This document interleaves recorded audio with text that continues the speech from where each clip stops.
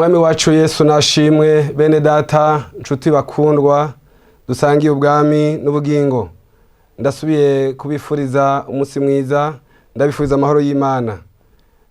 Jewe turiko turavugana ni mwene so Pasteur Vital Niyonizigiye. Nagomba dusangira amajambo y'Imana avuga ngo uhoraho ateramira ijambo yavuze ku muntu kugira ngo ayashitse, canke ijambo Imana yavuze ku muntu ngo irishitse. Twagomba dusangira amajambo y'Imana ari mu gitabo c'uwavugishwa n'Imana Yeremiya, igice cyaho ca mbere ku murongo wa 4, aravuga ngo nuko ijambo ry'uhoraho rinzako riti ntarakubumbira mu nda nari ndakuzi, kandi utarava muri yo nari narakurobanuye, nagushizeho kuba uvugishwa nanje mu mahanga.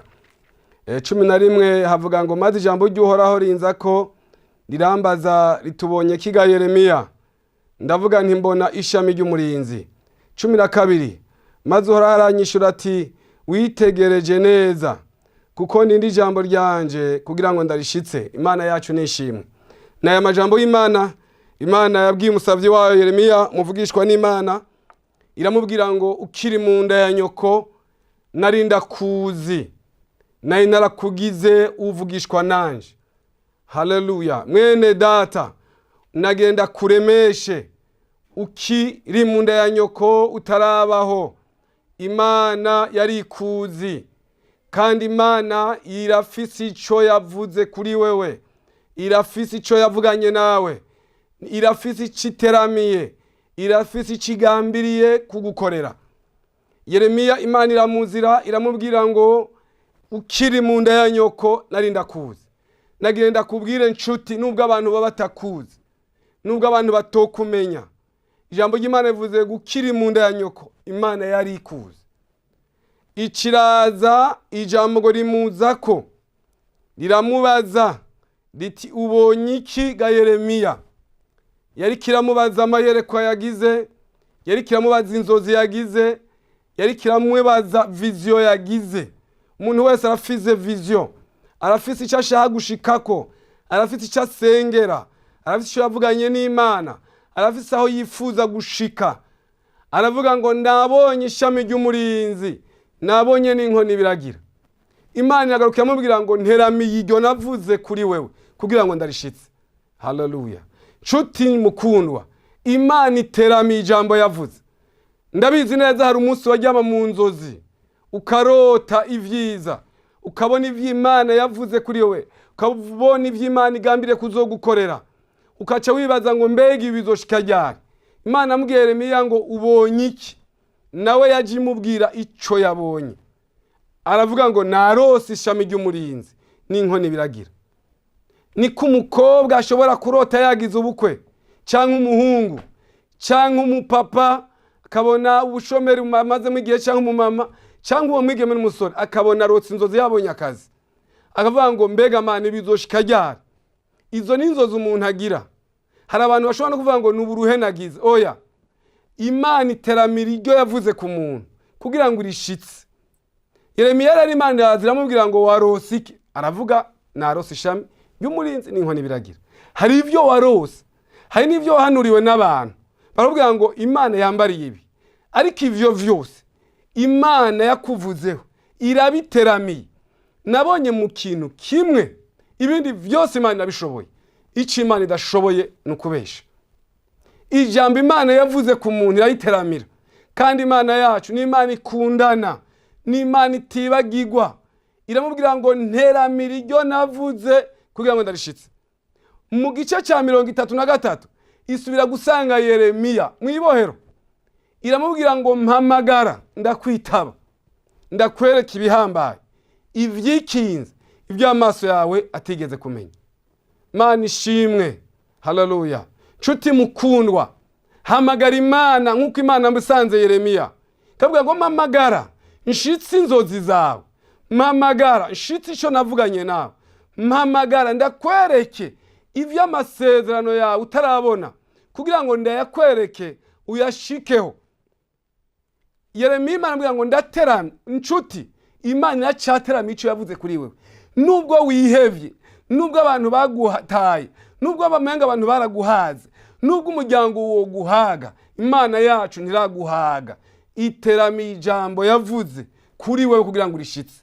Kandi hari n'ivyo Imana ireka ngo abantu babanze baguhaga, abantu babanze bagute, kugira ngo ize ikore ikintu gishasha ku buzima bwawe.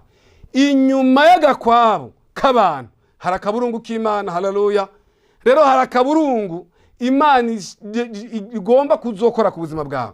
Ndagomba ndakuremesha, umviriza iri jambo, wa mwigeme, wa musore we, papa mama, aho hantu maze igihe Imana irateramiye ijambo yavuze kuri ngo urishitse. Sinzi igihugu uherereyemo, sinzi quartier urimo, sinzi ntara urimo, ariko ndagusengeye, ndavuze mu izina rya Data n'iry'Umwana rya Mpwemu Yera. Imana yacu itagabitanye, Imana yacu idata, ijambo Imana yavuze kuri wowe iziri sohoze. Sinzi umubabaro urimo, sinzi ibitaro urimo, sinzi ahantu gwari, ariko Imana yacu yateramiye ijambo yavuze kuri wowe. Wewe uracyari umukandida w'amahirwe wo gushika mu masezerano yawe. Murankunda kuvuga ngo n'umuntu ari muri reanimation, imiryango ivuga ngo durinde gatoyi ngo gace, aracafise amahirwe iyo kubona ico Imana yamuvuzeko. Aracafise amahirwe kuko Imana yasanze Lazaro yamaze gupfa, kuko yafise ico yamuvuzeko. Arapfa baramuhamba, ariko Yesu ahashitse ibintu birahinduka. Aravuga ngo nyereka aho mwamutaye. Hari ahantu bagutaye, abantu baragutaye, abantu barahazi ibyawe, abantu babona umenga ibintu byawe ntibigishoboka. Niyo udodoye ku nshuti cyangwa umugenzi wawe cyangwa ukamutelefona, haravuga ngo we natanguye kungora. Reka ndakubwire, gora Yesu. Haleluya. Niwe wenyene na nyanduruko yo kwizera. Gora Yesu, niwe agiteramye. Bandi bose bokuraba kabiri gatatu bakaguheba, ariko Yesu wacu ntashobora kuguheba. Muririmbyi yavuze ngo nyina yo kwibagira uruhinja yavyaye, ngo ariko ivyo naho vyoshoboka Uhoraho iwa mucunguzi wacu yamara umwizigirwa ntashobora kutwibagirwa. Umuvyeyi yota umwana yavyaye, duhora tubona bata mu masashe, tukumva abana batowe, abavyeyi bataye, ariko ngo ivyo naho bishoboka umwami wacu Yesu ntashobora kuduta, ntashobora kuduheba. Yobu abagenzi be baramuhevye, agumana n'Imana yiwe, aravuga ngo sinokwama mu vyiza gusa. Haleluya. Nibibi turabicamwo. Igihe kimwe abwira abagenzi biwe, arababwira ngo nubwo igiti cyatemwe ndacyafise ivyizigiro, kwigihe kimwe igishitsi kizokuma imvura kigasura igashamika. Nagenda kubwira, igishitsi, igiti yo bagitemye gishobora kuba ahantu ahari abantu babi, nico gishitsi bakacimba bakaca kugiturira, ariko ibanga ry'igiti n'umuzi. Natwe ibanga ryacu ni Kristo, niho dushamikiye. Kandi uwo muzi ukurambira mu kuzimu, igihe imvura iguye, hahandi ca gishitsi bacimba kirasura igashamika kikanaga, bagasura kukubona carahagurutse. Nagire ndakubwire, nubwo bagutemye, nubwo bagutaye, uracara umukandida w'amahirwe wo kubona amasezerano yawe. Ndakuremesheje, ndakuzaniye inkuru nziza ko Yesu akiri wa wundi, nubwo hariho ibitugora menye ko akiri wa wundi. Ndakubwiye amakuru meza, Yesu aracari wa wundi, nahinduka. Ndakuremesheje, nubwo abantu baguhevye, wa mukobwa we, uriya musore yarakudesevye, wamaze no kubivuga mu muryango, bamaze no gutegura ivy'urubanza rwawe, subiramwo intege. Igituma yaguhevye ntiyari gwawe, nuko Imana igutegurira vyiza, iriko irabikaranga neza. Izaruru wayitetse humura, abari ku mutigito wayo baribesha. Gumana n'Imana yawe, guma kuco wavuganye n'Imana. Hari n'igihe ubona umenga Imana niguhemukiye, oya, yanse kwejo uzoja kuruha. Iracateramiye ijambo yavuze kuri wewe kugira ngo irishitse. Hagarara neza, ihangane, reka bakuvuge, reka bakuvuge bagufashe kwishuza Imana yawe. Haleluya. Muririmbyi yavuze ngo ese ubundi bakuvuga bakuzi hehe ko bapfa kuvyitereramwo cyane. Reka, ntabwo bazi ico Imana iteganya imbere, niyo mpamvu bakwibeshaho cyane, barakwibeshaho. Icyo Imana yavuze kuri wowe izogisohoza. Ni Imana itabesha, ni Imana ikundana, ni Imana ikunda aboro, ni Imana ikunda abakene, ni Imana ikunda abanyarucari, ni Imana ikunda n'abatunzi. Iyo Mana yacu rero yabwiye Yeremiya ngo nteramiye ijambo, navuze bwe ngo ndarishitse.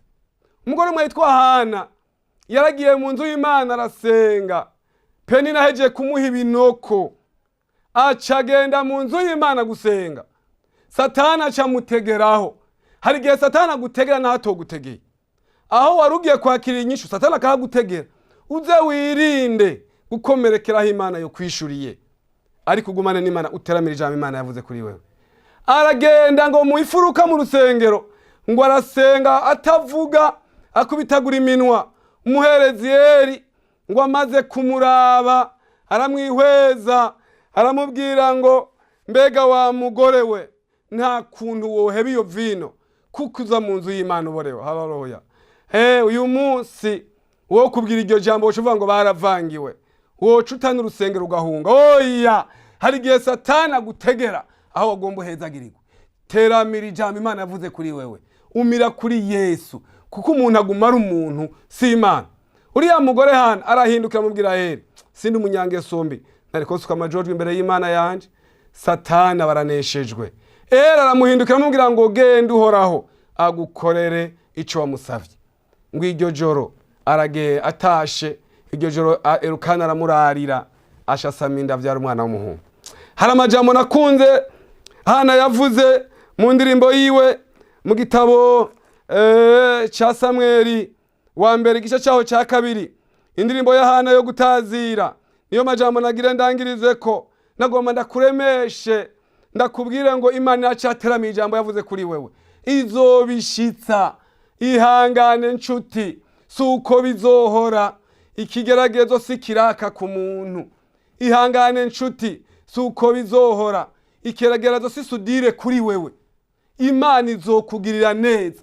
Imana yacu ni nziza, Imana yacu ntirenganya, Imana yacu ntigigiturire. Haleluya. Nanje narayibonye, ni Imana nziza, ni Imana itanga amahoro, ni Imana igira neza.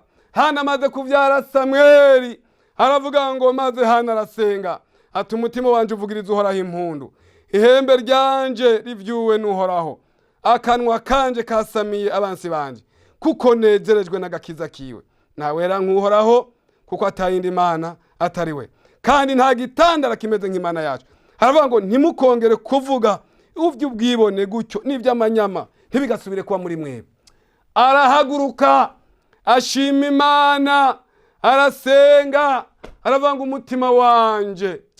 umutima wanje uvugiriza uhoraho impundu, ihembe ryanje rivyuwe n'uhoraho. Nagire ndakubwire, ihembe ry'amasezerano ryabo rizovyugwa n'uhoraho. Nagire ndakuremeshe nshuti mukundwa, nagire ndakuremeshe, Imana ukiri mu nda ya nyoko yarikuze. Nubwo abadayimoni, nubwo abapfumu n'abarozi, nubwo Satani yaguhagurukiye, nagenda kubwira ngo Imana yacu ntineshwa, iracateramye. Hari n'ivyo yaretse ngo aba bapfumu n'abo barozi nizo mbaraga zikuzimu zigerageze, ariko nagenda kubwira hari imbaraga ziruta izindi mbaraga. Izo ni za Yesu, izo zaje kumva ya Lazaro, ziranyiganyiza ziratembagaza ibuye. Haleluya. Baratwenga ngo yabuze kuza kare, aje yamaze gupfa. Hari ivyo Yesu areka abantu bakabona umengo vyarapfuye, kugira ngo abantu bacishije amajambo bavuga Imana isubirize hacisha umugisha, abantu bavuge ngo wari ngomba vyaye gatanu. Imana yacu nishimwe. Ndakuremesheje, Imana yacu iracahari, iracakora ibitangaza. Imana yacu ni saza ngo yitwaza akabando. Imana yacu ntawirenganya. Imana yacu ni nziza. Imana yacu ni nyamugisha. Imana yacu irakundana. Imana yacu nitoranya ku butoni mu mahanga yose. Paulo niko yavuze, uyubahira mwemere ikamwemeza n'abatamwemeye. Iteramira ijambo yavuze kugira ngo rishitse. Ndakuremesheje, rema ntiwihebure, intambara si yacu, ni Yesu azoyigwana, rema ntiwihebure. Rema ni Yesu ariko aragwana iyo ntambara. Hagarara, senga, yihamagare, yinginge. Igihe kimwe Yobu yaciye avuga, n'iri jambo ndangirijeko, ngo hari ibyo nahi numvishije amatwi, amaso yanjye aravyiboneye. Hari ibyo wumvishije amatwi, hari ibyo abantu bakubwiye ngo narose inzozi. Yosefu yarose inzozi, azibwira bene se, arazirotora, baramubwira ngo urasaze. Arasubira arota izindi, tubuhoho biracitse. Na so na nyoko nabo aravuga ati narose inzozi gusa, kuko iteramira ijambo yavuze. Bamugirira ishari, baramudandaza. Nagirenda kubwira, imigere yose ntibabaza, hariho iyunguruza. Baramudandaza, baramugurisha, aragenda muri Egiputa. Ntibamenya ko bamutere mu masezerano yiwe, kandi baba nyine bamudandaza. Nibo basubiye kuja kumufukamira. Nagenda kubwira, aho abantu bacishije amajambo yo kukuvuga, iteramiye ijambo nizocisha umugisha, iza kugutabara, kandi bazoza babirabe batangare. Umwami Yesu aguhezagire. Ndakuremesheje, nureme, nuhumure, niwakire ubwo buhanuzi mu izina rya Yesu. Nsubira ureme, iracari teramiye. Aho uri hose, igihugu urimo iracari teramiye. Hariho umunsi umwe amakuru meza bazoyamenya abari baza amakuru mabi. Umwami Yesu aguhezagire. Mana ndagushimiye, izina ryawe rishigwe hejuru, kugiteramiye ijambo wavuze kuri uyu mwene data ariko arankurikirana. Umuhezagire, umukure kw'igisuzuguro. Uhoraho Imana Data, wewe ugiteramiye ijambo yavuze. Hari amasezerano y'abantu wabasezeraniye. Mana utaneshwa, Mana yera, Mana utameze nk'abantu, Mana y'urukundo. Wewe wakijije umwana wa Yayiro, uracakiza. Genda mu bitaro, genda mu mareanimation, genda ahantu hose, genda muri shiririji. Hariho n'abari mu mazu batakigira bavuza, bibagiriweho, bavuga ngo karindiriye guca. Ariko kuko bugiteramiye ijambo wavuze kuri bo, ugenda ushikire buri muntu wese mwami, umushitse ku ijambo wamuvuze ko. Urakoze, ndagushimiye. Urakoze Mana. Ndagomba intahe zishike ku bantu bawe. Ndagomba mwami wanje, abantu babona intahe, abantu babona ico bavuga, abantu mwami wanje usubira ubaremeshe, abantu bawe mwami wanje ubaremera intahe. Ndakwinginze Yesu, remera intahe umukobwa ariko arankurikirana, remera intahe umusore, remera intahe umupapa n'umumama, remera intahe imfuvyi, remera intahe abapfakazi, kuko waravuze ko ari wewe se w'imfuvyi mugabo w'abapfakazi. Baremera intahe mwami, ubagirire neza. Umugisha wawe n'urukundo rwawe nico wavuze ku bantu bawe ugishitse, kuko uri Imana igira neza. Mu izina rya Data n'Umwana n'Umwuka Yera. Amen.